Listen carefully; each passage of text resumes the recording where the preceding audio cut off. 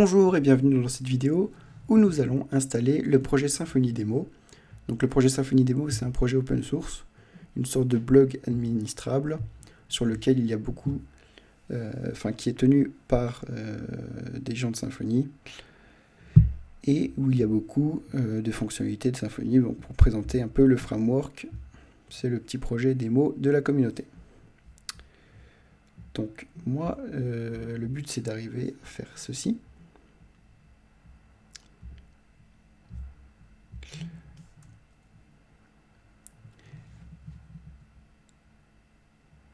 Et ensuite, après avoir regardé cette vidéo, je vais vous conseiller d'administrer votre propre serveur et d'ajouter votre site dessus. Donc tout ça, je l'ai montré dans une formation que j'ai créée il y a quelques mois. Et aujourd'hui, je mets une petite réduction dessus. Donc je vous invite à aller voir ça dans la description, il y a un petit code promo. Donc on va commencer tout de suite en allant sur la page GitHub du projet et en clonant le projet.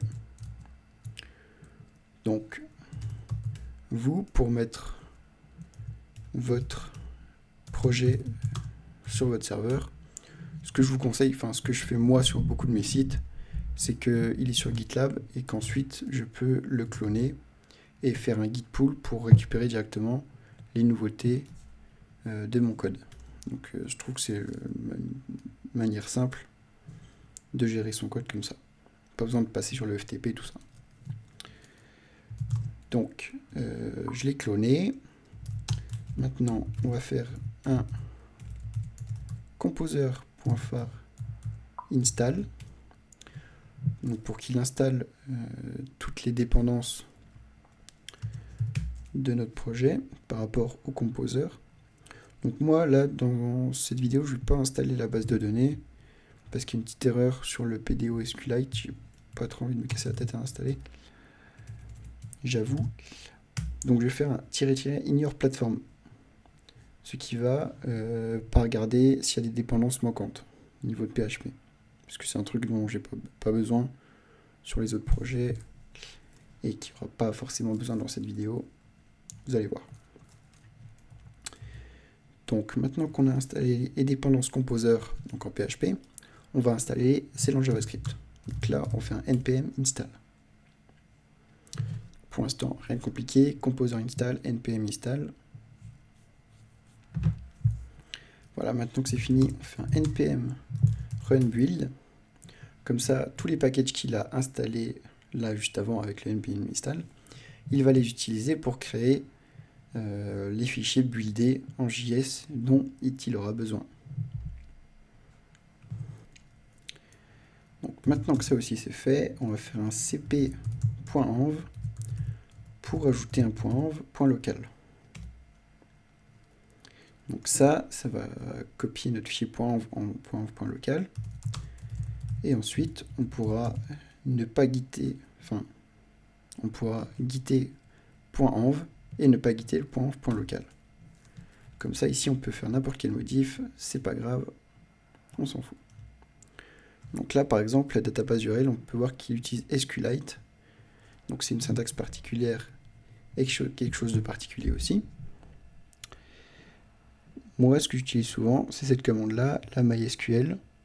Donc vous pouvez reprendre ça, changer votre base de données ici, votre password ici, mettre l'adresse de votre base de données, le port et là le nom de la base de données. Ensuite, on va faire un PHP bin console pour voir si tout s'est bien passé. Effectivement, tout s'est bien passé. Donc ensuite, pour installer votre base de données, vous pouvez faire un doctrine database de .create et ensuite un doctrine schéma update. Ici.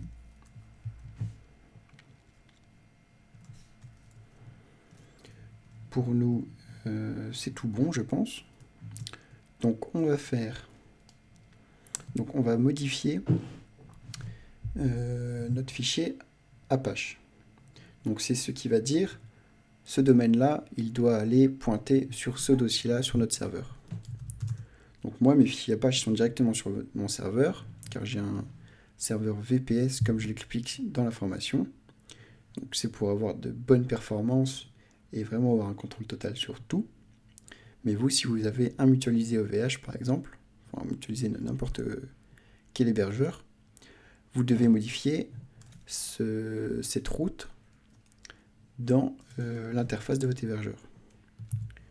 Donc moi, il est dans etc apache site available test. Voilà. Donc je lui dis que ce domaine-là, il doit pointer sur ce répertoire-là. Donc il faut bien mettre nom de votre projet / public. Parce que public dans Symfony, c'est le répertoire de base. Donc, partout j'ai démo / public, c'est parfait. Donc là, on va aller voir ce qu'il y a dans public. Il y a notre fichier index.php qui va tout contrôler et qui est le point d'entrée de vos projets Symfony. Donc il faut bien mettre ce répertoire public. C'est une question qu'on me pose souvent dans les commentaires.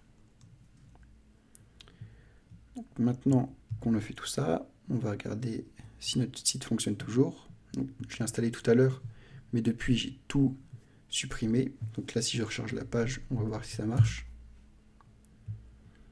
Non, ça ne marche pas, parce qu'il y a une erreur sur les logs. Donc les fichiers log, on peut mettre un peu la permission qu'on veut. Moi, je vais faire un chmod 777 de var. Parce que dans le dossier var, on a le cache et les logs. On s'en fout un peu si quelqu'un y accède. Et voilà, notre fichier marche. Donc là, on voit qu'on est en environnement de dev. Donc si on veut se mettre en prod, on va dans notre fichier .local et on a juste à changer ceci ici. Donc j'espère que cette vidéo vous aura plu, et si vous en voulez plus, allez dans l'information dans les commentaires. Ciao ciao.